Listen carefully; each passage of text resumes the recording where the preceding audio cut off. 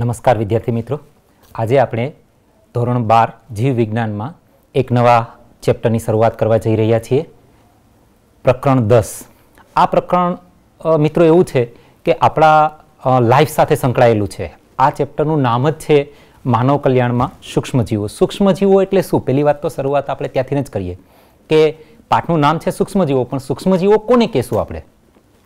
તો એક તો નરી આંખે આપણને ન દેખાઈ શકે, નરી આંખે આપણે એને જોઈ ન શકીએ, એ તમામ જીવો છે એને આપણે સૂક્ષ્મજીવો તરીકે ઓળખશું. આ સૂક્ષ્મજીવોની અંદર વાયરસ છે, બેક્ટેરિયા છે, એ ઉપરાંત ઘણી બધી લીલ છે, પછી ફૂગ છે, ઘણા બધા એની અંદર આપણે સમાવેશ કરી શકીએ. આ સૂક્ષ્મજીવો એવા છે કે જે આપણા રોજબરોજના લાઈફની અંદર, રોજબરોજની જિંદગીની અંદર આપણને કોઈને કોઈ જગ્યાએ ઉપયોગી પણ છે અને કોઈને કોઈ જગ્યાએ નડતરરૂપ પણ છે. ઘણા એવા છે સૂક્ષ્મજીવો જે આપણી લાઈફ સાથે એવા વણાયેલા છે કે કદાચ જો એને આપણે લાઈફમાંથી દૂર કરી નાખીએ તો લાઈફ જીવવું શક્ય નથી. અને અમુક સૂક્ષ્મજીવો એવા છે કે જેને લાઈફની અંદર જો એન્ટર થઈ ગયા તો જીવવું મુશ્કેલ છે. એટલે આજે આ તમામ સૂક્ષ્મજીવોની આપણે ચર્ચા કરવાના છીએ. જોઈએ, પાઠની શરૂઆત કરીએ છીએ સ્લાઇડ પરથી.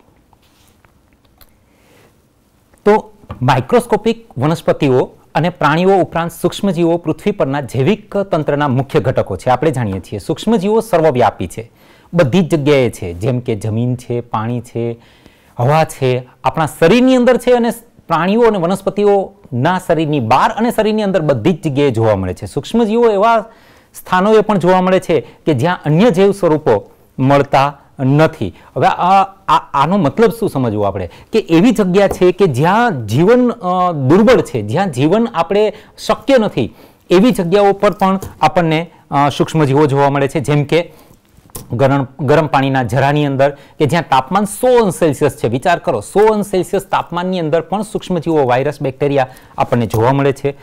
વધુમાં ખૂબ ઊંડા ભૂમિની અંદર પણ આપણને જોવા મળે છે. અમુક મીટર જાડા બરફના સ્તરોની અંદર પણ જોવા મળે છે. અતિ એસિડિક વાતાવરણની અંદર પણ આપણને, કે જ્યાં જીવ શક્ય જ નથી, એસિડિક એટમોસ્ફિયર છે, ત્યાં જીવ શક્ય જ નથી, એવી જગ્યા ઉપર પણ આપણને આ જીવો જોવા મળે છે. એટલે સૂક્ષ્મજીવો અત્ર તત્ર સર્વત્ર છે મિત્રો. કોઈ જગ્યા એવી નથી કે જ્યાં સૂક્ષ્મજીવો ન હોઈ શકે. દરેક જગ્યા, આ સૃષ્ટિ પરની દરેક જગ્યા એવી છે કે જ્યાં જે જગ્યાએ આપણે જઈને ઊભા રહીશું તો આપણે કોઈ મળે ન મળે સૂક્ષ્મજીવ મળશે. ચોક્કસ વાત છે એને. તો આ સૂક્ષ્મજીવો વિશે વધુ આપણે જોઈએ તો આગળની આ તમને જે દેખાય છે આની અંદર આપણે બેક્ટેરિયા જોઈ શકીએ છીએ. જો એ નંબરની આકૃતિ છે રોડ શેપ બેક્ટેરિયા છે, હેને. બી નંબરની આકૃતિ છે એ, અને સી નંબરની આકૃતિ, આ ત્રણ આકૃતિ જુઓ, આપણી ટેક્સ્ટ બુકની અંદર આપેલી જ છે બેટા, તમે જોઈ શકશો. એની અંદર આપણને કસા જોવા મળે છે અને રોડ શેપ એટલે કે નળાકાર આપણને બેક્ટેરિયા પણ જોવા મળે છે. ઠીક છે. ત્યાર પછી આ પણ સૂક્ષ્મજીવો જ છે. જુઓ, એની અંદર એ છે એ વાયરસ છે, એને બેક્ટેરિયોફેજ તરીકે ઓળખવામાં આવે છે. મિત્રો જો આ તમે જોઈ શકો છો, આ બેક્ટેરિયોફેજ વાયરસ ની અંદર ઉપરની અંદર છે ને એને હેડ તરીકે ઓળખવામાં આવે છે, એટલે કે એનું શીર્ષ છે. એની નીચે કોલર છે જેને ગ્રીવા તરીકે પણ ઓળખીએ છીએ. એ બેક્ટેરિયોફેજની અંદર નીચે જુઓ તમને ટેલ જોવા મળશે. ટેલની નીચે પ્લેટ છે, પ્લેટ અને પછી પિન્સ અને પ્રોંગ્સ છે, એટલે કે તંતુઓ છે. હવે આ બેક્ટેરિયોફેજ, હવે આપણને એમ થાય કે સર તમે કહો છો વાયરસ અને આકૃતિ બતાવો છો બેક્ટેરિયાની. આ બેક્ટેરિયા નથી, આ બેક્ટેરિયોફેજ છે. બેક્ટેરિયોફેજ એનું નામ છે, હકીકતે એ વાયરસ છે. એવો વાયરસ છે કે જે બેક્ટેરિયા પર પરોપજીવી છે, બેક્ટેરિયાની અંદર જઈને જીવે છે, બેક્ટેરિયાની અંદર જઈ અને પોતે પ્રજનન કરી શકે છે, માટે એનું નામ બેક્ટેરિયોફેજ પાડવામાં આવેલું છે. ઠીક છે. તો એની અંદર કેપ્સોમિયર આપણને જોવા મળે છે, એના તંતુ જોવા મળે છે, અને એ બેક્ટેરિયાની અંદર જઈ અને પ્રજનન કરી શકે છે. એ ઉપરાંત નીચે આપણને રોડ શેપ નળાકાર વાયરસ પણ આપણને જોવા મળે છે. આ જે તમને જોવા મળે છે એ ફંગલ કોલોની છે, એટલે કે ફૂગની વસાહતો છે. ફૂગ મોટે ભાગે વસાહતની અંદર, એકાકી ફૂગ ભાગ્યે જ જોવા મળે, વસાહતની અંદર જોવા મળે છે. આ ફૂગની કોલોની છે. જોઈએ આપણે આપણા ઘરની અંદર કે સવારે ઉઠીએ છીએ ત્યારથી સાંજે સૂઈએ છીએ ત્યાં સુધી આપણને કઈ રીતે આ સૂક્ષ્મજીવો ઉપયોગી છે. તો આપણે સૂક્ષ્મજીવો કે તેમની નિપજોનો ઉપયોગ દરરોજ કરીએ છીએ, જેનું એક સામાન્ય ઉદાહરણ છે કે દૂધમાંથી દહીં થવું. હવે મિત્રો આપણને ખબર છે મમ્મી જ્યારે દૂધની અંદર કંઈક નાખે છે, શું નાખે છે? છાશ. એ છાશ નાખે છે, હકીકતે એ છાશ નથી, એ બેક્ટેરિયાનો જથ્થો છે. એ બેક્ટેરિયાનો જથ્થો દૂધની અંદર નાખવામાં આવે છે. કયા બેક્ટેરિયા છે? લેક્ટોબેસિલસ બેક્ટેરિયા છે. આ લેક્ટોબેસિલસ નામના બેક્ટેરિયા છે એનો અમુક જથ્થો આપણે દૂધની અંદર નાખી દઈએ છીએ. દૂધની અંદર જેવું આપણે નાખશું એટલે દૂધની અંદર રહેલા પ્રોટીનનું એ અંશતઃ પાચન શરૂ કરી દેશે. આ લેક્ટોબેસિલસ પોતાના જેવા નવા બીજા બેક્ટેરિયા ઉત્પન્ન કરી દેશે અને આખું દૂધ છે એને કન્વર્ટ કરી નાખશે દહીંની અંદર. હવે દૂધમાંથી દહીં એટલે બીજું કંઈ નથી, એની અંદર લેક્ટોબેસિલસ નામના બેક્ટેરિયાનો ગ્રોથ કરવો. આપણે જે દહીં ખાઈએ છીએ હકીકતે એકચ્યુઅલમાં એ બેક્ટેરિયા છે. કયા બેક્ટેરિયા છે? લેક્ટોબેસિલસ. નામ યાદ રાખજો બેટા, પરીક્ષાની અંદર પૂછાઈ શકે એવો પ્રશ્ન છે. લેક્ટોબેસિલસ આ બેક્ટેરિયા છે એ દૂધમાંથી દહીં બનાવવા માટે જવાબદાર છે. દૂધમાંથી દહીં બનાવવા માટે, ફરીથી બોલું છું, લેક્ટોબેસિલસ નામ યાદ રાખી લેજો, લખી લેજો નોટની અંદર, નોટ બનાવતા રહેજો. લેક્ટોબેસિલસ આ બેક્ટેરિયાનું નામ ખાસ યાદ રાખી લેજો, પૂછાઈ શકે એવું છે. તો આ લેક્ટોબેસિલસ છે એ દૂધમાંથી દહીં બનાવવાની પ્રક્રિયામાં લેક્ટોબેસિલસ બેક્ટેરિયાનો ઉપયોગ થાય છે. તે લેક્ટિક એસિડ બેક્ટેરિયા તરીકે પણ ઓળખવામાં આવે છે. લેક્ટિક એસિડ બેક્ટેરિયા દૂધમાં વૃદ્ધિ પામે છે અને તેને દહીંમાં પરિવર્તિત કરે છે. વૃદ્ધિ દરમિયાન LAB એટલે કે લેક્ટિક એસિડ બેક્ટેરિયા એસિડ સર્જે છે જે દૂધને જમાવે છે અને દૂધમાં રહેલા પ્રોટીનનું પાચન પણ કરે છે. આ તમને જે સ્લાઇડ ઉપર દેખાય છે બેટા, આ લેક્ટોબેસિલસ છે, આ બેક્ટેરિયા છે. આ જ્યારે મમ્મી છાશ થોડી નાખે છે દૂધની અંદર, થોડું દૂધને ગરમ કરે છે, દૂધને ગરમ કરીને એની અંદર મમ્મી છાશ નાખે છે, ત્યારે આ બેક્ટેરિયા એની અંદર ગ્રો કરે છે. ઠીક છે. દહીંની થોડી માત્રા કે જેને નિવેશ દ્રવ્ય તરીકે ઓળખવામાં આવે છે, આરંભક તરીકે ઓળખવામાં આવે છે, એના રૂપમાં તાજા દૂધની અંદર ઉમેરવામાં આવે છે, જે લાખો LAB એટલે કે લેક્ટિક એસિડ બેક્ટેરિયા ધરાવે છે, જે અનુકૂળ તાપમાને ગુણિત થઈ અને દૂધને દહીંમાં પરિવર્તિત કરે છે, જેથી વિટામિન B12 અંડરલાઈન કરી લેજો બેટા, વિટામિન B12 ની માત્રા વધે છે અને તેનું પોષણ મૂલ્યમાં પણ વધારો થાય છે. આપણા જઠરમાં પણ સૂક્ષ્મજીવો દ્વારા થતા રોગોને અટકાવવા LAB એક લાભદાયી ભૂમિકા ભજવે છે. આ વાત કરી આપણે દહીંની વાત કરી છે કે દહીંની અંદર છે તો કઈ રીતે લેક્ટોબેસિલસ છે એ ગ્રો કરે છે. આપણા શરીરની અંદર પણ ઘણા બધા બેક્ટેરિયા જતા હોય છે રોજને માટે. ખોરાકની અંદર આપણે જે ખાઈએ છીએ એની અંદર પણ ઘણા બધા બેક્ટેરિયા આપણા શરીરની અંદર જતા હોય છે. આ બેક્ટેરિયા ક્યારેક આપણા શરીરની અંદર કોઈ પ્રકારની ખામી પણ ઉત્પન્ન કરતા હોય છે. ત્યારે આ લેક્ટોબેસિલસ જ્યારે અંદર જશે ત્યારે શું થશે? તો એ લેક્ટોબેસિલસ પેલા જે હાનિકારક બેક્ટેરિયા છે એનો નાશ કરી નાખશે અને દૂર કરી નાખશે, એને સ્થાને પોતે આવી જશે. ઠીક છે. એટલે આપણા માટે પણ એવું કહેવાય છે મિત્રો કે એક કટોરી દહીં છે, એક કટોરી દહીં જો રોજ લેવામાં આવે તો લગભગ ડોક્ટરની મુલાકાત નહીં લેવી પડે. જેવી રીતે સફરજન માટે છે એ જ રીતે દહીં માટે પણ છે. રોજ આપણે આપણા દાદાને યાદ કરો, દાદાના પપ્પાને યાદ કરો, એ લોકો શું એનો મેઇન ખોરાક શું હતો? એના મેઇન ખોરાકની અંદર દહીં અથવા છાશ હતું. નોટ કરજો તમે, દહીં અથવા છાશ હતું. માટે એ લોકો આપણા કરતા સ્વસ્થ રીતે જીવન જીવીને ગયા. આપણા જીવનની અંદર ઘણી બધી નાનપણની અંદર તકલીફો ઊભી થઈ જાય છે અને યુવાવસ્થામાં અને યુવાવસ્થા પછીની અવસ્થાઓની અંદર બહુ બધી તકલીફો ઊભી થઈ જાય છે. એની પાછળનું એકમાત્ર કારણ આપણા ખોરાકમાંથી અત્યારે દૂધ, છાશ કે દહીં અદૃશ્ય થઈ ગયું છે. માટે મિત્રો પણ દહીંનો રોજના ખોરાકની અંદર, રોજના ભોજનની અંદર ઉપયોગ કરવો જ જોઈએ. આગળ વાત કરીએ છીએ હવે આપણે, એ છે ઢોસાની વાત કરીએ છીએ. ઢોસા અને ઇડલી છે એ પણ સૂક્ષ્મજીવોની જ દેન છે બેટા. એને બનાવવા માટે પણ વપરાતું ખીરું, એના માટે એ જે આપણે મટીરિયલ યુઝ કરીએ છીએ, જે રીતે આપણે એ લોટમાંથી બનાવીએ છીએ ખીરું, એ ખીરાની વાત કરે છે. ખીરું પણ બેક્ટેરિયા દ્વારા આથવણની ક્રિયા દ્વારા જ બને છે. એમાં પણ બેક્ટેરિયા છે. આ ખીરાની અંદર CO2 ઉત્પન્ન થાય છે. એની અંદર એકદમ પુષ્કળ માત્રામાં CO2 ઉત્પન્ન થાય છે અને તેના કારણે તે ફૂલેલું દેખાય છે આપણને ખીરું. બ્રેડ બનાવવા માટે પણ આ ખીરાનો ઉપયોગ આપણે કરીએ છીએ અને બ્રેડ બનાવવા માટે જે ઈસ્ટનો ઉપયોગ કરીએ છીએ એને બેકર્સ ઈસ્ટ તરીકે ઓળખવામાં આવે છે. અને આ બેકર ઈસ્ટનું નામ પૂછાઈ શકે બેટા, યાદ રાખશું, અંડરલાઈન કરી લેશું, સેકેરોમાઇસિસ સેરેવિસિસ. આ સેકેરોમાઇસિસ સેરેવિસી ઈસ્ટનું નામ છે એ બેકર્સ ઈસ્ટ તરીકે ઓળખવામાં આવે છે.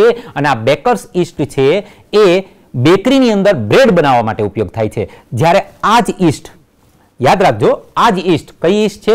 સેકેરોમાઇસિસ સેરેવિસિસ.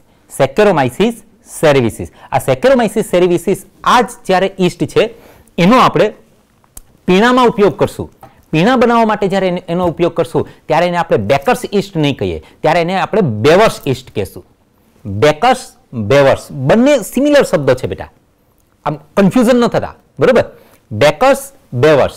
બેકર્સ ઈસ્ટ છે એ બ્રેડ બનાવવા માટે જ્યારે આપણે એનો યુઝ કરશું ત્યારે એને આપણે બેકર્સ કહેશું, અને જ્યારે એ જ વસ્તુનો પીણા બનાવવા માટે, આલ્કોહોલિક પીણા બનાવવા માટે રમ, બ્રાન્ડી કે પછી બિયર આવી બધા જે છે પીણા એ બનાવવા માટે જ્યારે આપણે એનો ઉપયોગ કરશું ત્યારે એ ઈસ્ટને આપણે બેવર્સ ઈસ્ટ કહેશું. ને આ પહેલા જેવું છે, પાણી તમે ગ્લાસની અંદર ભરો અને મિનરલ વોટરની બોટલમાં ભરી દો, પાણી એનું એ જ છે, પણ બોટલની અંદર ભરી દેશો તો મિનરલ વોટર કહેવાય છે, ગ્લાસની અંદર ભરો તો સાદું પાણી કહેવાય છે. હે એટલે એ જ ઈસ્ટ એ જ છે, પરંતુ તમે જ્યારે એનાથી બ્રેડ બનાવશો ત્યારે એ ઈસ્ટને તમે નામ આપશો બેકર્સ ઈસ્ટ, અને જ્યારે એની અંદરથી પીણા બનાવશો ત્યારે એને નામ આપશો બેવર્સ ઈસ્ટ. બેવર્સ લખી લેજો, બેવર્સ ઈસ્ટ અને બેકર્સ ઈસ્ટ બંને વચ્ચે તફાવત છે, ભેદ સ્પષ્ટ કરો એવું પણ આપણને હોઈ શકે. તો આ જે બેકર્સ ઈસ્ટ છે એના વિશે આપણે આગળ વાત કરીએ તો બેકર્સ ઈસ્ટ એ ખાસ કરીને સેકેરોમાઇસિસ સેરેવિસિસની અંદરથી જોવા મળે છે. ઠીક છે, આગળ જોઈએ સ્લાઇડની અંદર. કેટલાક પ્રણાલીગત પીણા અને ખોરાક પણ સૂક્ષ્મજીવો દ્વારા થતા આથવણથી જ મેળવવામાં આવે છે. જેમ કે એક ઉદાહરણ આપણને આપેલું છે બેટા, આપણા દક્ષિણ ભારતની અંદર એક પ્રણાલીગત પીણું છે જેનું નામ છે ટોડી. જે હવે આપણે કેમ આપણા ઘરે કોઈ આવે તો આપણે એને ચાથી સર્વ કરીએ છીએ, ચા આપીએ, ઉનાળો હોય તો ઠંડુ આપીએ છીએ, અને કોફી કોઈ ચા ન લેતો હોય તો કોફી આપીએ છીએ. એવી રીતે દક્ષિણ ભારતની અંદર આ એક પીણું આપવામાં આવે છે જેનું નામ છે ટોડી. આ ટોડી નામનું પીણું છે એ પામના રસમાંથી બનાવવામાં આવે છે. પામના રસની અંદર આથવણ લાવી અને એની અંદરથી આ ટોડી નામનું પીણું બનાવવામાં આવે છે. દક્ષિણ ભારતની અંદર આ પ્રચલિત છે. માછલીની અંદર પણ આપણે આથવણ લાવી અને એ માછલી, સોયાબીન, વાંસ આને પણ આપણે લાંબા સમય સુધી સ્ટોરેજ કરી શકીએ છીએ, સંગ્રહ કરી શકીએ છીએ, અને એનો આપણે ખાવા તરીકે પણ ઉપયોગ કરી શકીએ છીએ. તમારી સામે જે અત્યારે દેખાય છે સેકેરોમાઇસિસ સેરેવિસિસ છે. જુઓ આ ઈસ્ટ છે સેકેરોમાઇસિસ સેરેવિસિસ. એ જ રીતે ચીઝની જુદી જુદી જાત, તેના પોત, સુગંધ, પોત એટલે સ્ટ્રક્ચર, એનું બંધારણ, સુગંધ અને સ્વાદને કારણે જાણીતી છે. તેમાં વિશિષ્ટ વપરાતા વિશિષ્ટ સૂક્ષ્મજીવોને લીધે હોય છે. બે પ્રકારની ચીઝની આપણે વાત કરવાની છે. એક છે સ્વિસ ચીઝ છે અને બીજું છે રોક્વીફોર્ડ ચીઝ. હવે આ સ્વિસ ચીઝ અને રોક્વીફોર્ડ ચીઝ છે એ તમને અહીંયા બતાવેલી છે. જુઓ આ સ્લાઇડની અંદર દેખાય છે બેટા. એની અંદર એક ચીઝ છે એ રોક્વીફોર્ડ ચીઝ છે. રોક્વીફોર્ડ ચીઝની અંદર એ થોડી સ્ટફ આવે, એ થોડી ખાવામાં કઠણ લાગે. જ્યારે સ્વિસ ચીઝ છે એ જુઓ એની અંદર કાણા કાણા જેવું દેખાય છે. બાકીની બે ચીઝ આપણા સિલેબસમાં નથી, એના પર ધ્યાન ન આપતા બેટા તમે. આપણે બે જ ચીઝ છે, રોક્વીફોર્ડ ચીઝ છે જે ઉપરની દેખાય છે એ, અને આ બાજુ સાઈડમાં સ્વિસ ચીઝ દેખાય છે એ. આ બંને ચીઝની અંદર તમે જુઓ વેરિએશન શું છે. તો એક છે થોડી તમને સ્ટફ લાગશે, થોડી તમને કઠણ જેવી લાગશે, જ્યારે બીજી છે એની અંદર મોટા મોટા કાણા છે. એ કાણા કોને કારણે છે? એ કાણા છે CO2 ના કારણે છે. CO2 ને કારણે એ કાણા પડી ગયેલા હોય છે. આ બે ચીઝની આપણે વાત કરીએ તો સ્વિસ ચીઝમાં જોવા મળતા મોટા કાણા તેમાં સર્જાતા CO2 ને કારણે હોય છે, અને જે પ્રોપિયોની બેક્ટેરિયમ સાર્માની બેક્ટેરિયાને કારણે સર્જાય છે. યાદ રાખશું બેક્ટેરિયાનું નામ. આ પાઠની અંદર તમારે જો કંઈ યાદ રાખવાનું હોય તો આ સૂક્ષ્મજીવોના નામ પુષ્કળ છે, અને સહેલી રીતે એ છે બેટા કે એક નોંધ બનાવો સામે સૂક્ષ્મજીવનું નામ અને એ શું કામ કરે છે, એનું કાર્ય શું છે, હાનિકારક છે કે લાભકારક છે, લાભકારક છે તો શું લાભ આપે છે, અને હાનિકારક છે તો શું હાનિ આપે છે. આવી આ પાઠની એક નોંધ બનાવી રાખજો બેટા, ઘણી જ ઉપયોગી થશે વર્ષના અંત સુધી. પ્રોપિયોનિક બેક્ટેરિયમ શર્માની છે એ બેક્ટેરિયાને કારણે આપણે ચીઝ સ્વીસ મળે છે, અને રોક્વીફોર્ડ ચીઝને પકવવા માટે તેના પર ચોક્કસ પ્રકારનું ફૂગનું સંવર્ધન કરવામાં આવે છે. હવે આ આપણે ઘરગથ્થુ ઉત્પાદનોની અંદર સૂક્ષ્મજીવોની વાત કરી, એટલે આપણા ઘરની અંદર આપણે સૂક્ષ્મજીવો કઈ રીતે નો ઉપયોગ ક્યાં કરીએ છીએ? ઘરની અંદર દૂધ બનાવવા માટે કરીએ છીએ, ઇડલી ઢોસા બનાવવા માટે કરીએ છીએ. એ ઉપરાંત આપણે વાત કરી, ચીઝની વાત કરી તો ચીઝ બનાવવા માટે એની અંદર અલગ અલગ પ્રકારની, અને તમને ચીઝની હિસ્ટ્રી તો ખૂબ લાંબી છે. કહેવાય છે કે 2000 વર્ષ પહેલાં પણ ચીઝનું ઉત્પાદન હતું, ત્યારે પણ રાજાશાહી સમયની અંદર પણ ચીઝ બનતી હતી, પણ એ બનાવવાની પદ્ધતિઓ અલગ અલગ હતી, પણ ત્યારે પણ ચીઝ હતી. ખૂબ ખૂબ લાંબા સમયથી ચીઝ આ સમાજની અંદર પ્રવેશેલી છે દૂધના એક વાનગી તરીકે. અત્યારે ચીઝની હજારો પ્રકારની વેરાયટી મળે છે. તમે માર્કેટની અંદર તપાસ કરો, કેટલી બધી પ્રકારની ચીઝ તમને મળશે. તમે એકાદ બે ટ્રાય કરી હશે, પણ હકીકતે હજારો પ્રકારની ચીઝ અત્યારે માર્કેટની અંદર અવેલેબલ છે, જે સૂક્ષ્મજીવોની દેન છે. એ પણ આપણા માટે ફાયદાકારક છે, લાભકારક છે. હવે જે આપણે જોવાનું છે એ શું જોવાનું છે? ઔદ્યોગિક ક્ષેત્રની અંદર. ઠીક છે, જોઈએ આપણે ઔદ્યોગિક ક્ષેત્રની અંદર આપણને સૂક્ષ્મજીવો ક્યાં કામ લાગે છે. ઔદ્યોગિક ક્ષેત્રમાં સૂક્ષ્મજીવો, જુઓ, સૂક્ષ્મજીવો દ્વારા માનવજાતને ઉપયોગી એવા ઘણા ઉત્પાદનો ઔદ્યોગિક ક્ષેત્રે સંશ્લેષિત કરવામાં આવે છે. પીણા અને પ્રતિજૈવિક દ્રવ્ય, ખાસ કરીને બેની આપણે ચર્ચા કરશું આ પોર્શનની અંદર. એક છે પીણા અને બીજા છે પ્રતિજૈવક દ્રવ્યો. હવે પીણા તો ઠીક છે, આપણને ખબર પડે કે ભાઈ વાઇન છે, બિયર છે, વિસ્કી છે, બ્રાન્ડી છે, રમ છે, આ બધાને આપણે પીણા તરીકે ઓળખીએ. પણ આ પ્રતિજૈવક દ્રવ્ય એટલે શું? સમજવા જેવી બાબત છે બેટા, ધ્યાન આપજો આ બાજુ. હેને, ઔદ્યોગિક ક્ષેત્રના ઉત્પાદન માટે ઉપયોગી સૂક્ષ્મજીવો માટે મોટા વાસણોમાં ઉછેરવામાં આવે છે. તેને આથવણકારકો તરીકે ઓળખવામાં આવે છે. ખૂબ મોટા વાસણો. આપણા ઘરે મમ્મી જ્યારે ઇડલી બનાવે છે અથવા ઢોસા બનાવે છે અથવા ખમણ બનાવે છે, ત્યારે શું કરે છે? એક નાના વાસણની અંદર લઈ અને જે પણ એના લોટના મિશ્રણો હોય એ નાખી અને એની અંદર ઈસ્ટ મૂકી દે, એટલે એનો આથો આવી જાય છે. પરંતુ જ્યારે ઔદ્યોગિક ક્ષેત્રની અંદર વાત કરીએ તો આપણને કલ્પના પણ ન આવે એટલા મોટા મોટા વાસણો હોય છે, એટલા મોટા મોટા બીકરો હોય છે, એટલા મોટા મોટા એના આથવણકારકો એને કહેવામાં આવે છે, ફર્મેન્ટેટર, આથવણકારકો કહેવામાં આવે છે. એટલા મોટા મોટા આથવણકારકો હોય છે અને એની અંદર આથો લઈ આવવામાં આવે છે. જોઈએ છીએ પહેલા આપણે આથવણયુક્ત પીણા. તો એની પહેલા તો આપણે આથવણ શબ્દ યાદ કરી લેવો પડે. ધોરણ 11 યાદ કરો, રિવાઇન્ડ કરો, બેકમાં જાઓ. ધોરણ 11 ની અંદર આપણે યાદ કરો, આથવણ આપણે જોઈ ગયા છીએ. આથવણની અંદર આપણે એવી વાત કરી હતી કે જ્યારે ગ્લુકોઝને આપણે તોડીએ છીએ, ગ્લુકોઝની આપણે ઓક્સિડેશન કરીએ છીએ. આપણા શરીરની અંદર જ્યારે ગ્લુકોઝ જશે ત્યારે શું થશે કે ત્યારે તો એને ઓક્સિજન મળી જશે, એટલે ગ્લાયકોલિસિસ થશે અને સંપૂર્ણ દહન થશે એનું, બરોબર છે. પરંતુ જ્યારે સૂક્ષ્મજીવોના શરીરની અંદર જશે અને એને જ્યારે ઓક્સિજન નહીં મળે ત્યારે શું કરવાનું છે? સૂક્ષ્મજીવો એનું અજારક શોષણ કરશે, આથવણ કરશે, અને એની અંદર આપણે યાદ કરો કે એના બે હતા પથ. એક હતો પ્રાણીઓની અંદર આથવણ કેવી રીતે થાય છે અને વનસ્પતિઓની અંદર આથવણ કઈ રીતે થાય છે. એ જ આથવણ આ છે બેટા, બીજું કંઈ જ નથી. આથવણ એનું એ જ છે, એ જે તમે ત્યાં ભણ્યા હતા એ જ આથવણ અહીંયા છે.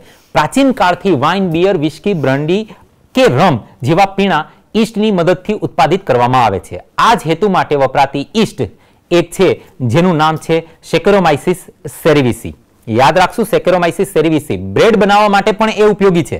ઠીક છે, તેની મદદથી ધાન્ય અને ફળોમાં ના રસમાંથી ઇથેનોલનું ઉત્પાદન થાય છે, જેને બેવર્સ ઈસ્ટ, અંડરલાઈન કરી લેજો બેટા, બેવર્સ ઈસ્ટ કે. ત્યાં આપણે નામ શું આપ્યું હતું? Bakers East. અહીંયા શું નામ છે?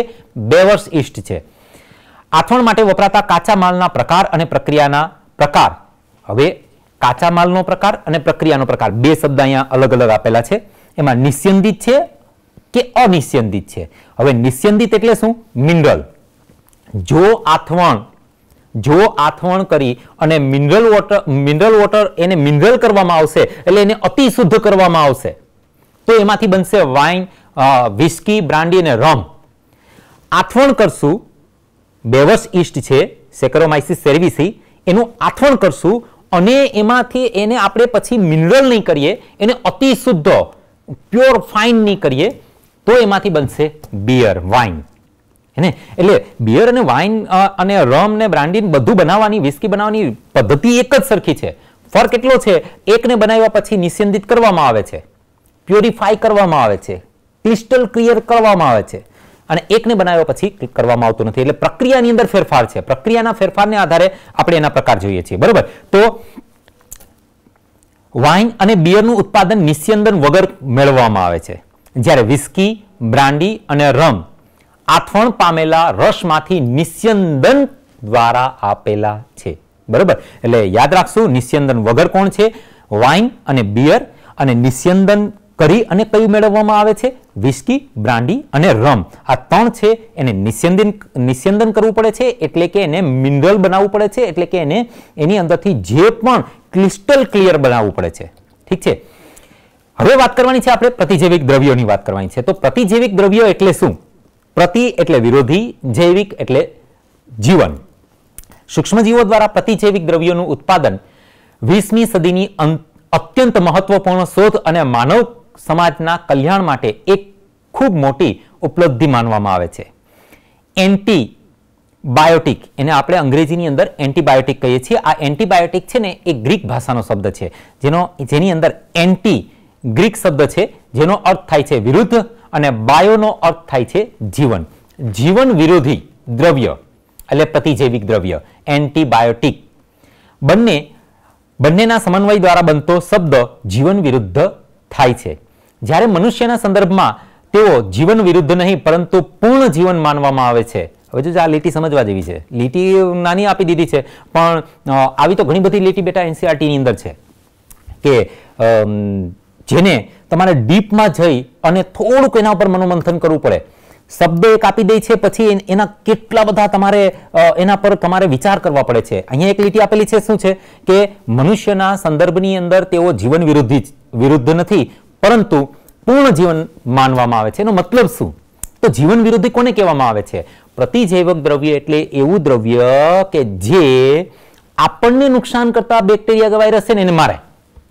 આપણને કઈ ન ફરક પડે. આપણા શરીરમાં એ દ્રવ્ય જાય તો આપણને નો ટેન્શન, પણ એ જ દ્રવ્ય જો આપણને નુકસાન કરતા જે છે વાયરસ, બેક્ટેરિયા એના શરીરમાં જાય તો એના શરીરને હેરાન કરશે, એના શરીરને તકલીફ કરાવશે, એને મારી નાખશે, અથવા તો એને નિષ્ક્રિય કરી નાખશે, અથવા મંદ કરી નાખશે. એટલે આપણો દુશ્મન કોણ છે? વાયરસ, બેક્ટેરિયા, જે હાનિકારક છે એ. બરોબર. અને એનો દુશ્મન પાછો કયો? પ્રતિજૈવિક દ્રવ્ય, જેને આપણે એન્ટીબોડી કહીએ છીએ. તો કહેવત છે ને કે દુશ્મનનો દુશ્મન દોસ્ત હોય. તો એ જે દુશ્મનનો દુશ્મન છે એ આપણો દોસ્ત બની ગયો.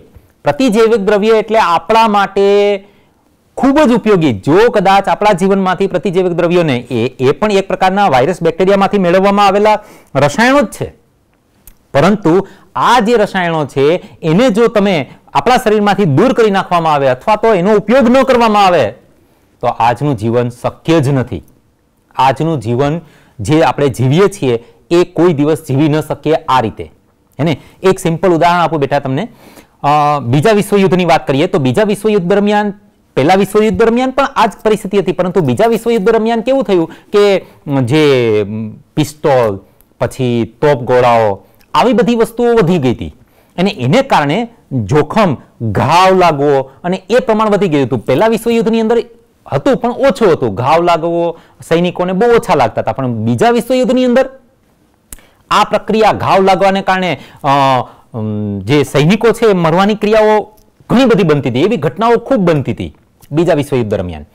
અને એ સમયગાળા દરમિયાન આપણી પાસે કોઈ પણ પ્રકારનું આવું એવું દ્રવ્ય નહોતું કે જે આપણા ઘાવની અંદર રહેલા બેક્ટેરિયાને મારી શકે.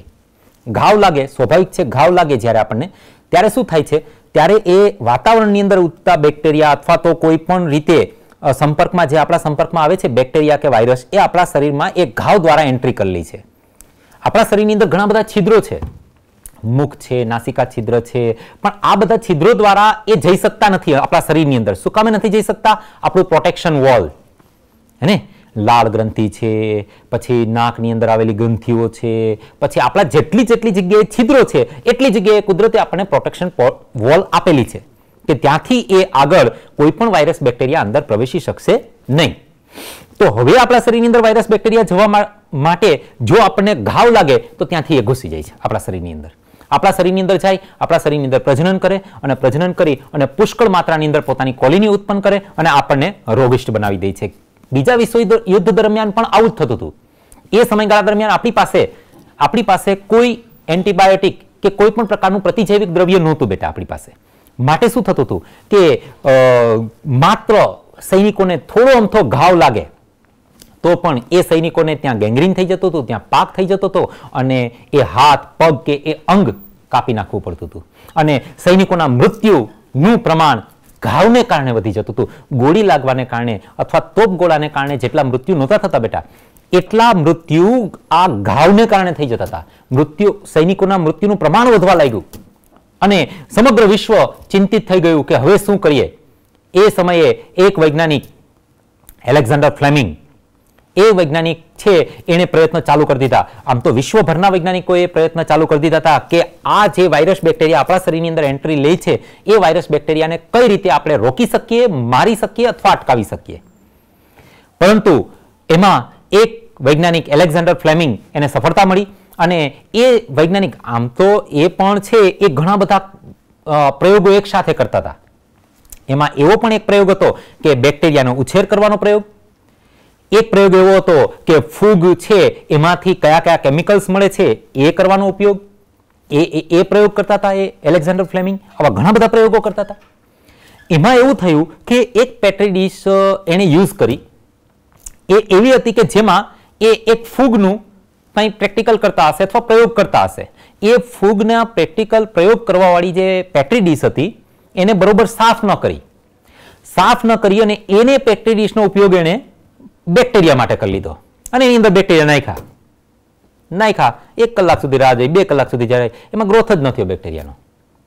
એટલે એલેક્ઝાન્ડર ફ્લેમિંગને અચરજ થઈ કે આ બાકીની બધી પેટ્રી ડીશમાં તો ગ્રોથ થાય છે બેક્ટેરિયાનો, તો આ પેટ્રી ડીશમાં એવું તો શું છે કે જેથી કરીને બેક્ટેરિયાનો ગ્રોથ થતો નથી. એટલે એલેક્ઝાન્ડર ફ્લેમિંગે પછી ઝીણવટભરી એની તપાસ કરી તો એની અંદર એને પહેલા જે ફૂગનો પ્રયોગ કરતા હતા એ ફૂગના તંતુ એની અંદર જોવા મળ્યા. એટલે એને આશ્ચર્ય થયું કે આ ફૂગનું તંતુ છે તો આ બેક્ટેરિયા કેમ નથી પ્રોગ્રેસ કરતા, એનો ગ્રોથ કેમ નથી થતો. પછી એણે એ ફૂગને જોઈ. એ ફૂગ હતી કઈ હતી? પેનિસિલિયમ. પેનિસિલિયમ નોટેટમ. આ પેનિસિલિયમ નોટેટમ નામની ફૂગ હતી. આ ફૂગનું અંદર એવું એક કેમિકલ હતું કે એ કેમિકલ બેક્ટેરિયાને મારી નાખતું હતું. એ બેક્ટેરિયાનો વિરોધ કરતું હતું. એ બેક્ટેરિયાનો ગ્રોથ નહોતું થવા દેતું. જોયું? થઈ ગયો શબ્દ પ્રતિજૈવિક દ્રવ્ય. હે, બેક્ટેરિયાનો ગ્રોથ નહોતો થવા દેતો. એટલે તાત્કાલિક એણે આખા વિશ્વમાં જાણ કરી દીધી કે ભાઈ મને આ આપણા શરીરમાં જે બેક્ટેરિયા વાયરસ ઘૂસે છે એને અટકાવવા કે મારવા માટેની મને આ એક રસ્તો મળી ગયો છે. અને એ પેનિસિલિયમ નોટેટમ હતી અને એની અંદરથી જે કેમિકલ કાઢવામાં આવ્યું એ ફૂગના નામ ઉપરથી એને નામ આપી દેવામાં આવ્યું પેનિસિલિન. પેનિસિલિન એ સૌથી પહેલા શોધાયેલી, આ વિશ્વ પર સૌથી પહેલા શોધાયેલી પ્રતિજૈવિક દ્રવ્ય જેને આપણે કહીએ છીએ એન્ટીબાયોટિક. પ્રતિજૈવિક દ્રવ્ય એન્ટીબાયોટિક આ એવું દ્રવ્ય છે કે જે આપણા માટે ખૂબ ઉપયોગી છે. આપણને કોઈ નુકસાન નથી કરતું, પરંતુ આપણા જે દુશ્મનો છે, આપણા જે હાનિકારક બેક્ટેરિયાના વાયરસ છે એનો નાશ કરી નાખે છે. તો એ છે પ્રતિજૈવિક દ્રવ્ય. જોઈએ પ્રતિજૈવિક દ્રવ્ય ઉપર શું કહે છે આપણી ટેક્સ્ટબુક. પ્રતિજૈવિક દ્રવ્ય જુઓ, એન્ટી ગ્રીક શબ્દ છે અને તેનો અર્થ થાય છે વિરુદ્ધ અને બાયોનો અર્થ થાય છે જીવન. બંનેના સમન્વય દ્વારા બનતો શબ્દ જીવન વિરુદ્ધ થાય છે. જ્યારે મનુષ્યના સંદર્ભમાં તેઓ જીવન વિરુદ્ધ નહીં પરંતુ પૂર્ણ જીવન માનવામાં આવે છે. પ્રતિજૈવિક દ્રવ્યો એક પ્રકારના રસાયણ છે. તેમનું નિર્માણ કેટલાક સૂક્ષ્મજીવો દ્વારા કરવામાં આવે છે જે રોગ સર્જનારને મારી નાખે છે, એટલે કે વાયરસ બેક્ટેરિયાને મારી નાખે છે અથવા તેની વૃદ્ધિને મંદ પાડે છે. સૌપ્રથમ શોધાયેલી એન્ટીબાયોટિક છે પેનિસિલિન. નામ યાદ રાખી લેશું, અંડરલાઈન કરી લેશું બેટા. પેનિસિલિન એ સૌથી પહેલામાં પહેલી શોધાયેલી એન્ટીબાયોટિક છે અને તેનો શોધ કરનાર છે એલેક્ઝાન્ડર ફ્લેમિંગ. આ એલેક્ઝાન્ડર ફ્લેમિંગ છે. જુઓ બેટા, આ વૈજ્ઞાનિકે દ્વિતીય વિશ્વયુદ્ધ દરમિયાન વિક્રમ સર્જી દીધો બેટા. એણે એ વસ્તુની શોધ કરી હતી કે દ્વિતીય વિશ્વયુદ્ધ દરમિયાન જો કદાચ એલેક્ઝાન્ડર ફ્લેમિંગ દ્વારા અનાયાસે અચાનક જ જો આ શોધ ન થઈ હોત તો અત્યારે અડધું વિશ્વ બીજા વિશ્વયુદ્ધ દરમિયાન નષ્ટ થઈ ગયું હોત. એટલા બધા સૈનિકો મરી ગયા હોત. પરંતુ એલેક્ઝાન્ડર ફ્લેમિંગે છે એ સૌપ્રથમ પેનિસિલિનની શોધ કરી. જ્યારે એલેક્ઝાન્ડર ફ્લેમિંગ સ્ટેફાઇલોકોકાઈ નામના બેક્ટેરિયા હતા એના પર કામ કરી રહ્યા હતા ત્યારે તેમણે જોયું કે ધોયા વગરની એક સંવર્ધિત પ્લેટ એટલે પેટ્રી ડીશ પર મોલ્ડ ઉત્પન્ન થઈ હતી, એટલે એક ફૂગ એને ઉત્પન્ન કરી હતી જ્યાં સ્ટેફાઇલોકોકાઈ વૃદ્ધિ પામી શક્યા નહીં. પછી એ પ્લેટની અંદર જ્યારે એને સ્ટેફાઇલોકોકાઈ મૂક્યા કે જેની અંદર પેલી મોલ્ડ હતી એટલે કે ફૂગ હતી, એ ફૂગવાળી જે પ્લેટ હતી એની ઉપર સ્ટેફાઇલોકોકાઈ મૂક્યા તો સ્ટેફાઇલોકોકાઈ છે એ બેક્ટેરિયા વૃદ્ધિ પામી શક્યા નહીં. તેમણે નોંધ્યું કે મોલ્ડ દ્વારા એટલે પેલી ફૂગ દ્વારા ઉત્પન્ન થતા રસાયણને કારણે આવું થયું અને પછી તેણે એ રસાયણને નામ આપી દીધું. શું નામ આપ્યું બેટા? Yes, penicillin. પેનિસિલિન નામ આપ્યું કારણ કે આ જે રસાયણ છે કેમાંથી મેળવવામાં આવેલું હતું? પેનિસિલિયમ નોટેટમ. અંડરલાઈન કરી લેજો, પેનિસિલિયમ નોટેટમ ફૂગમાંથી સર્જાયું હતું. ઘણા સમય પછી અર્નેસ્ટ ચેઇન અને હાર્વર્ડ ફ્લોરે, આ બે વૈજ્ઞાનિકના નામ છે, અર્નેસ્ટ ચેઇન અને હાર્વર્ડ ફ્લોરે, તેને એક તીવ્ર ક્ષમતા ધરાવતી ઉપયોગી એન્ટીબાયોટિક તરીકે પ્રસ્થાપિત કરી. આ એલેક્ઝાન્ડર ફ્લેમિંગ છે બેટા, અને આ જે છે આ પેનિસિલિન, પેનિસિલિયમ નોટેટમ, આ ફૂગ છે, આ એની કોલોની છે, આ એને પેટ્રી ડીશની અંદર એ ફૂગને સંવર્ધિત કરવામાં આવેલી છે. આ વેરી પેટ્રી ડીશ છે. આ એન્ટીબાયોટિકનો ઉપયોગ બીજા વિશ્વયુદ્ધમાં ઘાયલ અમેરિકન સૈનિકોની સારવાર માટે વ્યાપક રૂપમાં કરવામાં આવ્યો હતો. ફ્લેમિંગ, ચેન અને ફ્લોરેનને આ સંશોધન માટે 1945ની અંદર નોબેલ પુરસ્કારથી સન્માનિત કરવામાં આવ્યા. પેનિસિલિન પછી અન્ય એન્ટીબાયોટિક ને પણ અન્ય સૂક્ષ્મજીવોમાંથી મેળવવામાં આવ્યા. પ્લેગ, કાળી ખાંસી, બેટા આ બધા રોગના નામ છે, યાદ રાખી લેશું. રોગના નામ છે પ્લેગ છે, કાળી ખાંસી છે, ડિફ્થેરિયા છે તથા રક્તપિત્ત જેવા ભયાનક રોગો જેને કારણે વિશ્વમાં લાખો લોકો મર્યા છે તેના ઉપચાર માટે પણ એન્ટીબાયોટિક્સ દ્વારા જ થાય છે. આ રોગની સારવારમાં મોટો સુધારો પણ થયો છે. તો આ જોયું આપણે કે કઈ રીતે સૂક્ષ્મજીવો ઔદ્યોગિક ક્ષેત્રે કઈ રીતે ઉપયોગી છે. હવે આપણે વાત કરવાની છે આગળના ટોપિકની, જેનું નામ છે રસાયણો, ઉત્સેચકો અને અન્ય જૈવ સક્રિય અણુઓ. કેટલાક વિશિષ્ટ પ્રકારના રસાયણો જેવા કે કાર્બનિક એસિડ, આલ્કોહોલ તેમજ ઉત્સેચકો વગેરેના વ્યાવસાયિક તથા ઔદ્યોગિક ઉત્પાદનમાં સૂક્ષ્મજીવોનો મોટે પાયે ઉપયોગ થાય છે. જોઈએ કયા કયા રસાયણો છે. જુઓ, એસિડિક ઉત્પાદન માટે આપણી પાસે આ 4 નામ છે, આ તમારે યાદ રાખી લેવાના છે અને નોંધ કરી લેવાની છે. પહેલું નામ છે એ છે એસ્પરજીલસ નાઇઝર. આ ફૂગ છે બેટા, એસ્પરજીલસ, હું 2 વખત બોલું છું આ યાદ રાખવા માટે. એસ્પરજીલસ નાઇઝર આ ફૂગ છે જેમાંથી સાઇટ્રિક એસિડ મળશે આપણને. સાઇટ્રિક એસિડ, કયું એસિડ મળશે? Citric acid.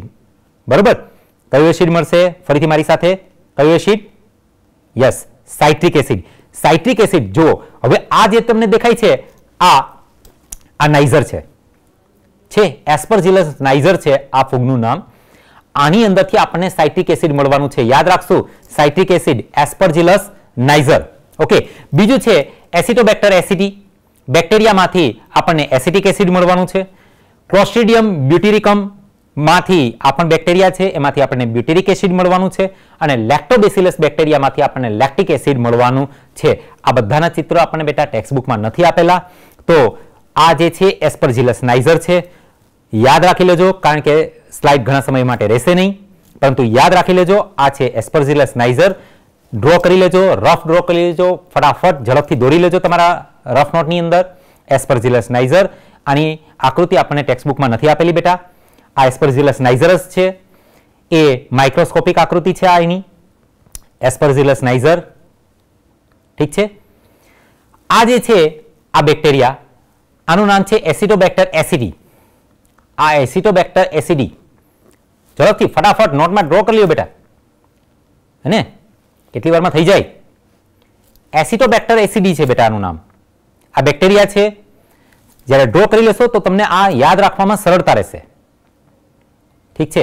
અને આ જે છે ને કેટલા મસ્ત લાગે છે. જો લેક્ટોબેસિલસ બેક્ટેરિયા છે, આપણે દૂધમાંથી દહીં માટે યુઝ કર્યા હતા ને, આ લેક્ટોબેસિલસ બેક્ટેરિયા છે બેટા. ફટાફટ ડ્રો કરી લેજો.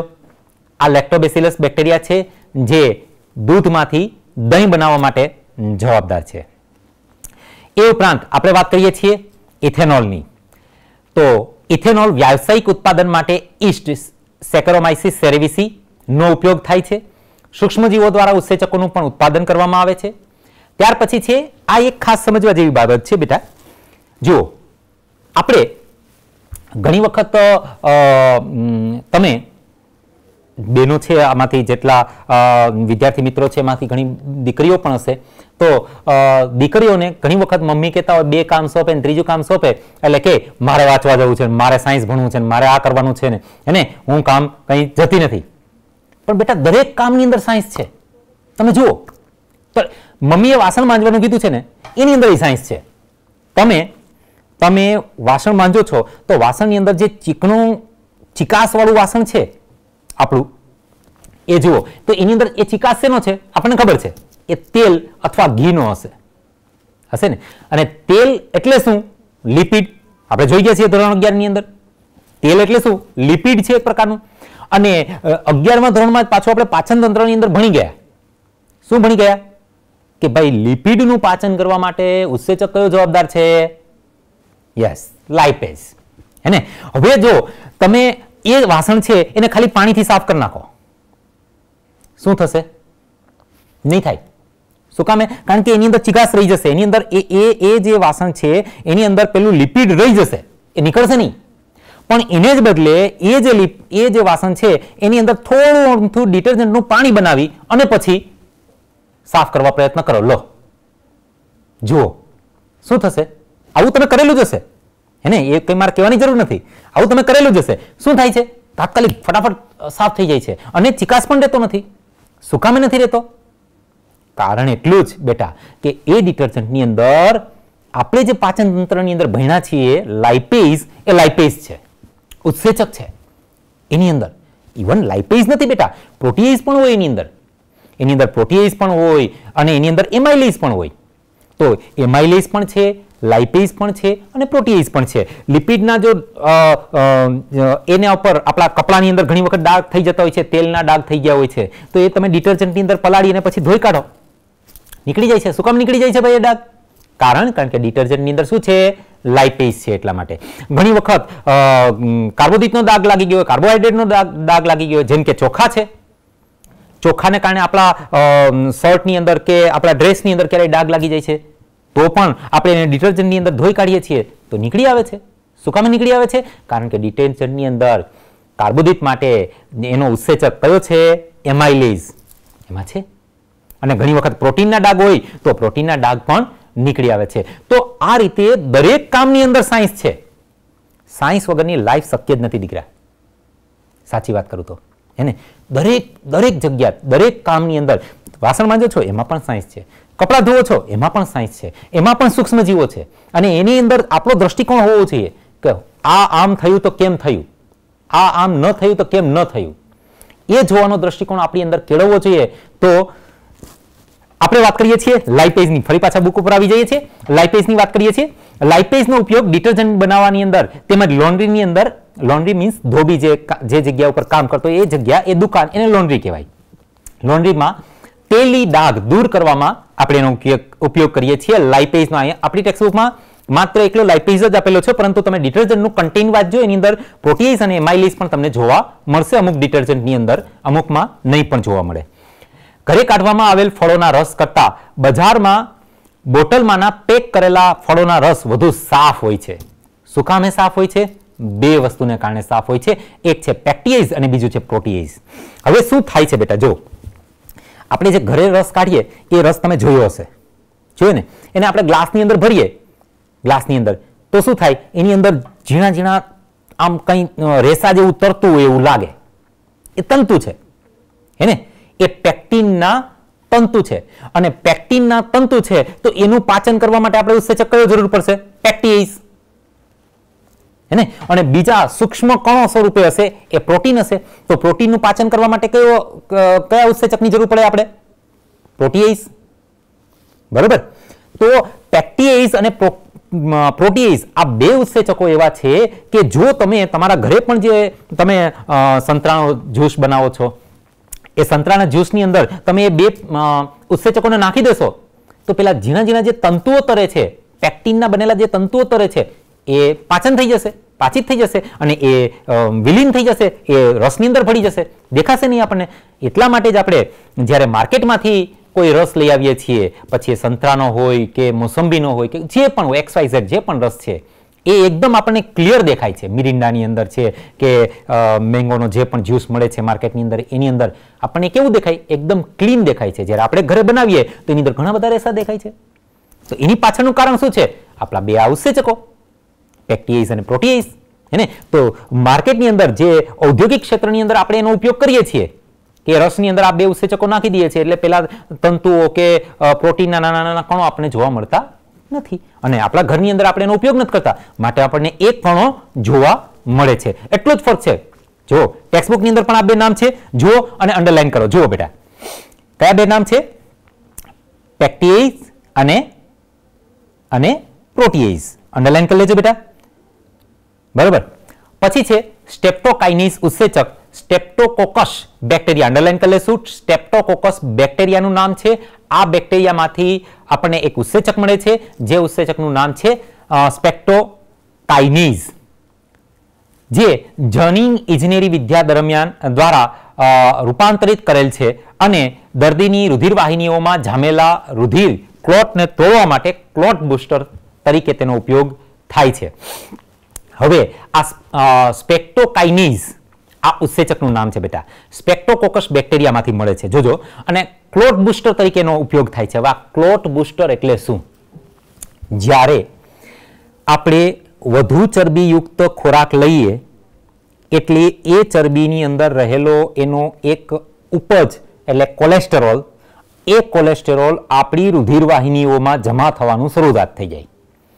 આપણી રુધિરવાહિનીની અંદરની જે દિવાલ છે એની અંદર એ જમા થવાનું શરૂઆત થાય અને ત્યાં આ રીતે આમ એક શૃંગ ઉત્પન્ન કરે, જેને આપણે પ્રવર્ધ કહીએ છીએ. પ્રવર્ધ રૂપે ઉત્પન્ન થાય. હવે આપણી ધમનીઓ તો કેવી છે? નળાકાર છે. આ નળાકાર ધમનીની અંદર પ્રવર્ધ ઉત્પન્ન થશે એટલે શું થશે? આ ધમનીનો વ્યાસ ધીરે ધીરે ધીરે ધીરે નાનો થવા લાગશે. ધીરે ધીરે નાનો થશે, પેલો પ્રવર્ધ મોટો થશે અને આ જે પ્રવર્ધ બને છે, કોલેસ્ટેરોલનો જે પ્રવર્ધ બને છે, ચરબીનો જે પ્રવર્ધ બને છે, એને ક્લોટ તરીકે ઓળખવામાં આવે છે. સ્ટ્રેપ્ટોકાઇનેઝ છે, સ્ટ્રેપ્ટોકાઇનેઝ જે બેક્ટેરિયામાંથી આપણને મળે છે, આ સ્ટ્રેપ્ટોકાઇનેઝ શું કરે છે? તો એ શું કરશે? પેલો જે ક્લોટ છે, ક્લોટ એને તોડી નાખે. ક્લોટ એટલે પેલું જે કોલેસ્ટેરોલનો જમા થયેલો પ્રવર્ધ, સમજાય છે? કોલેસ્ટેરોલનો જમા થયેલો, આપણી ધમનીની અંદર કોલેસ્ટેરોલનો જમા થયેલો જે પ્રવર્ધ છે એ પ્રવર્ધને તોડી નાખે છે. એ પ્રવર્ધને તોડી નાખે એટલે ધમની ખુલ્લી થઈ જાય.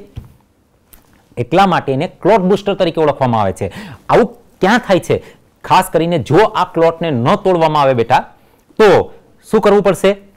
યસ, ECG કરવું પડે, હાર્ટ એટેક આવી શકે અને હાર્ટનું આપણે ઓપરેશન પણ કરવું પડે, કારણ કે એની અંદર જે ધમનીઓ છે, જે શિરાઓ છે, એની અંદર આ ક્લોટ જમા થઈ ગયો હોય છે અને જો એ ક્લોટને નહીં તોડવામાં આવે તો બેટા હાર્ટ એટેક પણ થઈ શકે છે. એટલે જો કેટલું ખતરનાક છે આ વસ્તુ.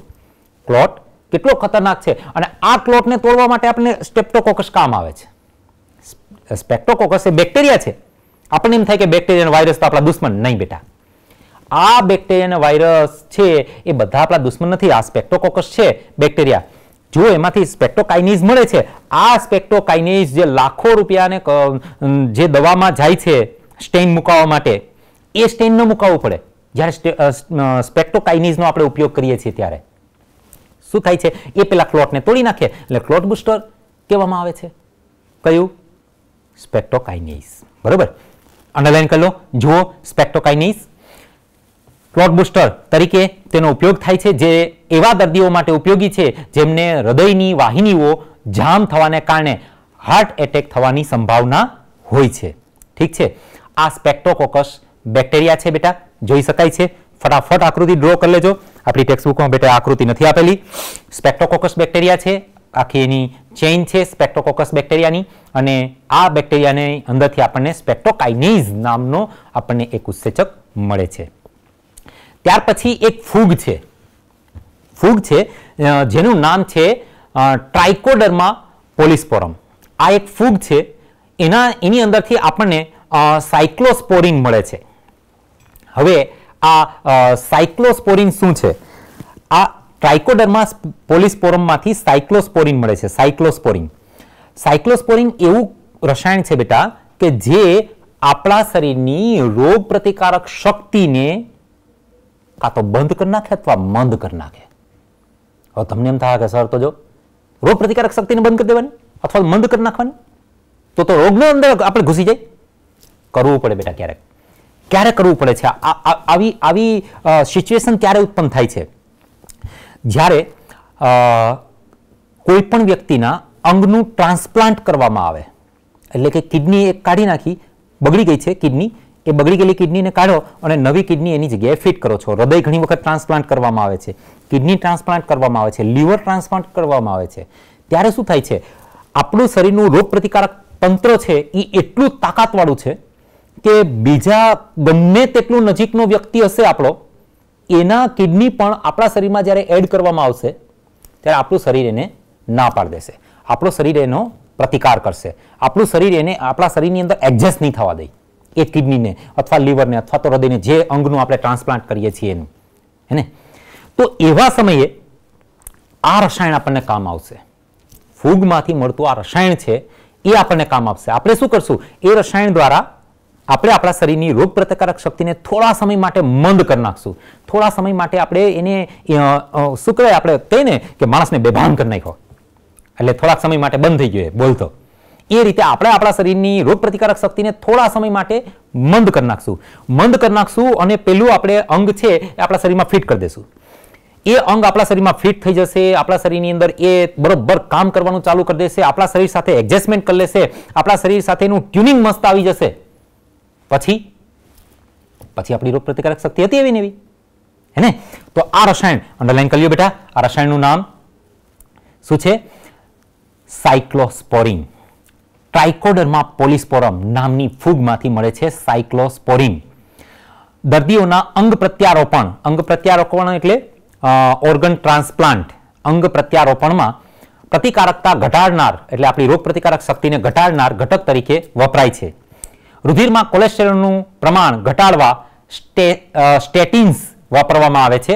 અને આ સ્ટેટિન્સ એ દવાનું નામ છે બેટા, એ રસાયણનું નામ છે સ્ટેટિન્સ. એ રસાયણ આમ તો ઘણી બધા રસાયણો ભેગા થઈને બને સ્ટેટિન્સ, પણ આપણે એટલું જ યાદ રાખશું બેટા કે સ્ટેટિન્સ એ રસાયણ છે અને એ મેળવવામાં આવે છે એક ઈસ્ટમાંથી જેનું નામ છે મોનાસ્કસ પુર્પુરિયસ. હવે આ મોનાસ્કસ પુર્પુરિયસમાંથી આ સ્ટેટિન્સ મેળવ્યું આપણે. એ કોલેસ્ટેરોલના સંશ્લેષણ માટે જવાબદાર ઉત્સેચક સ્પર્ધા નિગ્રાહકની જેમ કાર્ય કરે છે. હવે આ સ્પર્ધા નિગ્રાહક એટલે શું? આ એક શબ્દ સમજ્યા જેવો છે, આપણા માટે થોડોક નવો છે. જો સ્ટેટિન્સ શું કામ કરશે?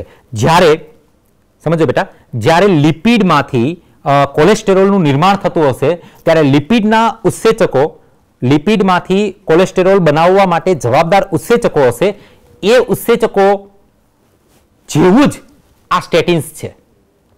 જે ઉત્સેચકો લિપિડમાંથી કોલેસ્ટેરોલનું નિર્માણ કરે છે એ જે ઉત્સેચકો છે એ ઉત્સેચકો જેવું જ આપણું સ્ટેટિન્સ છે. એટલે એ શું કરશે? એ ઉત્સેચકોને કામ નહીં કરવા દે, એની જગ્યાએ પોતે કામ કરશે. અને એ કામ કરશે એટલે કોલેસ્ટેરોલ બનશે નહીં. એ શરીરમાં કોલેસ્ટેરોલ નહીં બનવા દે. કોણ? સ્ટેટિન્સ. શું નામ છે? મોનાસ્કસ પુર્પુરિયસ. અંડરલાઈન કરી લેજો બેટા. મોનાસ્કસ પુર્પુરિયસ નામની આ ઈસ્ટ છે. આ ઈસ્ટમાંથી આપણે જે રસાયણ મેળવીએ છીએ રસાયણનું નામ છે સ્ટેટિન્સ. અને એ સ્ટેટિન્સ એવું છે કે જે કોલેસ્ટેરોલના સંશ્લેષણ માટે જે ઉત્સેચકો છે જવાબદાર, એ ઉત્સેચકોને કામ નહીં કરવા દે અને એની જગ્યાએ પોતે ફિટ થઈ જશે અને એને કામ કરતા રોકશે એટલે કોલેસ્ટેરોલ બનશે નહીં. આ મોનાસ્કસ પુર્પુરિયસ છે, તમે જોઈ શકો છો. આ રીતે એનો પાવડર બનાવવામાં આવે છે અને પાવડર બનાવી અને મોનાસ્કસ પુર્પુરિયસ આ સ્ટેટિન્સ છે એ સ્ટેટિન્સ માર્કેટની અંદર અવેલેબલ આપણને પાવડર સ્વરૂપે જ છે બેટા. આનો પાવડર હોય છે અને એ પાવડર સ્વરૂપે આપણને માર્કેટની અંદર આપણને અવેલેબલ છે. આને ગ્રાઇન્ડ કરી અને આનો પાવડર બનાવવામાં આવે છે. ઠીક છે. તો આ જોયા આપણે ઔદ્યોગિક વિસ્તારોની અંદર કે જ્યારે આપણે કોઈ પણ જે સૂક્ષ્મજીવ છે, આ સૂક્ષ્મજીવનો આપણે જ્યારે ઉદ્યોગની અંદર ઉપયોગ કરીએ છીએ, રસાયણો એની અંદરથી જે મેળવવામાં આવે છે, જો બેટા કેટલા બધા રસાયણના નામ આવ્યા. આ દરેક રસાયણની ને તમારે યાદ રાખી લેવાના છે. આ દરેક રસાયણ આપણને કોઈને કોઈ જગ્યાએ ઉપયોગી છે અને આ દરેક રસાયણ છે આપણને કોઈને કોઈ જગ્યાએ પૂછાઈ શકે એવા છે બેટા. અને પરીક્ષાની દ્રષ્ટિએ પણ ઘણા અગત્યના છે, નીટની દ્રષ્ટિએ પણ ઘણા બધા બેટા અગત્યના છે. અને અત્યારથી જ એવું નહીં કે હવે આપણે જીએસઈબીની તૈયારી અલગથી કરીએ, નીટની તૈયારી અલગથી કરીએ, ના બેટા. અને જીએસઈબીની તૈયારી કરો છો એની સાથે સાથે જ તમે નીટની તૈયારી પણ ચાલુ કરી દો. એની સાથે સાથે જ તમે નીટ માટે આમ આપણે મગજની અંદર એવું લાગી આવે કે ઓકે સરસ આ કંઈક નવું છે, એની તમે અલગ નોંધ બનાવતા જાઓ બેટા. એક અલગ એવું રાખો કે જેની અંદર તમે માત્ર ને માત્ર એવી વસ્તુ લખેલી હોય કે જે તમને અચરજ પમાડે એવી છે. સારી નવી વસ્તુ એટલે શું? તમને અચરજ પમાડે એવી છે, તમને કંઈક નવું જાણવા મળ્યું એમાંથી, એવી જે વસ્તુ તમને લાગે એની એક અલગ નોંધ બનાવતા. આની અંદર આપણે કેટલા બધા સૂક્ષ્મજીવ અને એની અંદરથી મળતા આપણે કેટલા બધા રસાયણોની ચર્ચા કરેલી છે. તો આ જે રસાયણોની ચર્ચા કરેલી છે અને સૂક્ષ્મજીવોના નામ છે એ આપણા માટે કંઈક અંશે નવા છે બેટા. આપણે આગળ ભૂતકાળની અંદર 11મા ધોરણની અંદર, હા 9મા 10માની અંદર કદાચ આમાંથી અમુક આવી ગયા છે, પરંતુ એના રસાયણો તો આવ્યા જ નથી બેટા. તો આ જે નવા નામ અને નવા રસાયણોના નામ છે બેટા, એની અલગ નોંધ બનાવો. એ નોંધ છે એને બરોબર પાકી કરી લ્યો બેટા. તમને એનસીઆરટી જીએસઈબીની અંદર તમારે પરીક્ષાની અંદર તો ઘણા જ ઉપયોગી થશે જ બેટા. સાથે સાથે નીટની અંદર પણ એ તમને ખૂબ લાભદાયી નીવડશે. વિદ્યાર્થી મિત્રો, આજના પીરિયડની અંદર આપણે જે આ ચર્ચા કરી એની અંદર આપણે પ્રસ્તાવનાની અંદર વાત કરી હતી કે ભાઈ ગરમ પાણીના ઝરા. તો આ ગરમ પાણીના ઝરા કેવા હોય? તો આ તમે જોઈ શકો છો, આ ઝરા છે ગરમ પાણીના. જો આ બીજી આકૃતિ તુલસીશ્યામની છે, સૌરાષ્ટ્રની અંદર આવેલું છે તુલસીશ્યામ, ત્યાંની આ ફોટોગ્રાફ્સ છે. આ ગરમ પાણી છે, એકદમ ગરમ હોય આ પાણી. આ ગરમ પાણીના ઝરા જે પ્રસ્તાવનામાં આપણે વાત કરી હતી ને કે ભાઈ બેક્ટેરિયા છે, સૂક્ષ્મજીવો છે, એ આ ગરમ પાણીના ઝરામાં પણ રહી શકે છે. તો ગરમ પાણીના ઝરા એટલે શું? આ રીતનું અંદરથી ગરમ પાણી નીકળતું હોય છે, બરાબર છે. ઓકે, ત્યાર પછી છે આ જે બતાવવામાં આવેલું છે આ લેક્ટોબેસિલસ બેક્ટેરિયા છે, એલએબી. દૂધમાંથી દહીં બનાવવા માટે જવાબદાર જે બેક્ટેરિયાની આપણે ચર્ચા કરી હતી એની સરસ મજાની એક આકૃતિ જુઓ. આ પણ લેક્ટોબેસિલસ જ છે, દંડાકાર. આ પણ લેક્ટોબેસિલસ જ છે. આ બધા લેક્ટોબેસિલસ છે. પછી આ બ્રેડ બનાવવા માટે વપરાતા ખીરાની અંદર જે બેકસ ઈસ્ટ હોય ને, સેકેરોમાઇસિસ સેરેવિસિસ, આ સેકેરોમાઇસિસ સેરેવિસિસ છે, આ એની આકૃતિ છે બેટા, આ ફોટોગ્રાફ્સ, બરોબર. ત્યાર પછી આપણે એક દક્ષિણ ભારતની અંદર પેલું ટોડી પીણું છે ને, જુઓ આ પામનું ટ્રી છે, પામ ટ્રી છે, અને આ પામ ટ્રીની અંદરથી એ ટોડી પીણું, જો એ પામનો રસ કાઢેલો છે, પેલો ભાઈ ઉપર ચડેલો છે ને પામનો રસ, અને પછી બાજુની એક આકૃતિ બતાવેલી છે એમાં એ રસને ગાળી લેવામાં આવેલો છે આથવણ લઈ આવીને, અને પછી એ લગભગ કંઈક આવો દેખાય. આ ટોડી પીણું છે. આપણે નીરો ન પીતા હોઈએ શિયાળાની અંદર, ખાસ કરીને નીરો પીતા હોય છે શિયાળામાં જે વોકિંગ કરવા જઈએ, એ નીરો ટાઈપ એનો તમે જોઈ શકો. જો આ ટોડી પીણું છે, બરાબર, જે આ રીતે પામ વનસ્પતિમાંથી મેળવવામાં આવે છે. ત્યાર પછી છે પ્રોપિયોનિમ બેક્ટેરિયમ શર્માની, આ બેક્ટેરિયા છે. અને આ જે બાજુમાં બતાવેલું છે આ બેક્ટેરિયા જે ચીઝ બનાવે છે, એ ચીઝ સ્વિસ ચીઝ છે. એમાં તમે જોઈ શકો છો કે મોટા મોટા છિદ્રો છે ને, આ બેક્ટેરિયાના કાર્બન ડાયોક્સાઇડને કારણે આ છિદ્રો ઉત્પન્ન થયેલા છે. સ્વિસ ચીઝ, આ પણ સ્વિસ ચીઝ છે. જુઓ તમે એના છિદ્રોનો કદ જુઓ કેટલું મોટું છે, છિદ્રોનું કદ છે. આ પણ સ્વિસ ચીઝ છે. આ જે છે એ રોક્વીફોર્ડ ચીઝ છે, હે ને. પેનિસિલિયમ રોક્વીફોર્ટી નામની ફૂગમાંથી આ બનાવવામાં આવેલી છે આ ચીઝ. પણ આની અંદર તમે જોઈ શકો છો થોડી પહેલાં કરતાં આના કરતાં થોડી સોફ્ટ, આ સોફ્ટ લાગે સ્વિસ ચીઝ, જ્યારે આ જે છે એ તમને થોડીક હાર્ડ દેખાશે. જુઓ, દેખાય ને, થોડીક હાર્ડ છે. અને આના જેટલા છિદ્રો પણ નથી. આમાં જેટલા છિદ્રો મોટા છે એટલા છિદ્રો આમાં મોટા નથી હોતા. જુઓ છે આ વધુ ક્લોઝ એકદમ. આ રોક્વીફોર્ડ ચીઝ છે, આ રોક્વીફોર્ડ ચીઝ. આ એલેક્ઝાન્ડર ફ્લેમિંગનો ફોટોગ્રાફ્સ. આપણને ખબર છે એલેક્ઝાન્ડર ફ્લેમિંગ કે જેણે સ્ટેફેલોકોકાઈ બેક્ટેરિયાના ઉપર પ્રયોગ કરતા હતા અને અચાનક જ એને પેનિસિલિયમ, આ સ્ટેફેલોકોકાઈ બેક્ટેરિયા છે. આ બેક્ટેરિયા તમે જોઈ શકો છો, આ એનો માઇક્રોસ્કોપિક વ્યૂ છે. અને આ પેનિસિલિયમ નોટેટમ ફૂગ, આ પેનિસિલિયમ નોટેટમ છે. જો આ પેનિસિલિયમ નોટેટમ ફૂગ છે, બરાબર, કે જે છે એ આ સ્ટેફાઇલોકોકાઈ બેક્ટેરિયા ઉપર પડી ગયા અને એની વૃદ્ધિને અટકાવી દીધી હતી, અને એના કારણે પછી આના ઉપરથી એન્ટીબાયોટિકની શોધ થઈ. કોણે કરી હતી? આ ભાઈ એટલે કોણ?